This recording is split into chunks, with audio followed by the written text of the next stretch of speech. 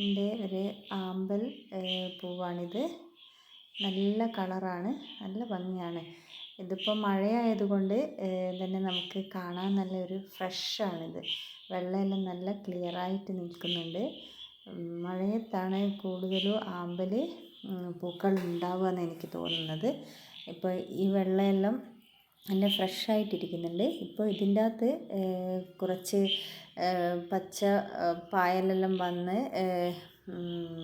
വെള്ളമെല്ലാം പച്ച കളറായിരുന്നു. അപ്പോൾ ഇതെല്ലാം ഒന്ന് ക്ലിയറാക്കി കൊടുത്ത് കുറച്ച് മീനിനെല്ലാം അതിലേക്ക് ഇട്ട് കൊടുത്തിട്ടുണ്ട്. പിന്നെ എൻ്റെ ഒരു ചെറിയ പേരമരമാണിത്. ഇതിൻ്റെ മുകളിൽ കുറച്ച് പേരക്കയെല്ലാം ഉണ്ടായിട്ടുണ്ട്. ഇതൊരു ചെറിയ ഒരു ചെറിയൊരു ചട്ടിയിലാണിത് വെച്ച് കൊടുത്തത്. നല്ല മധുരമാണ് ഈ പേരക്കയ്ക്ക്. പിന്നെ ഇത് ആമ്പൽ ഫ്രിഡ്ജിൻ്റെ അകത്ത് കുറച്ച് താമര വെച്ച് കൊടുത്തിരുന്നു.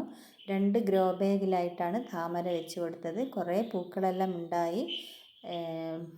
ഇപ്പോൾ ഇതൊരു ചെറിയ പോട്ടിൽ വെച്ച താമരയാണ്. ഇതും ഒരു മൊട്ട് ഉണ്ടായി വന്നിട്ടുണ്ട്. ഇനി കുറച്ച് ദിവസങ്ങൾ കൊണ്ടിത് വിരിഞ്ഞ് വരും.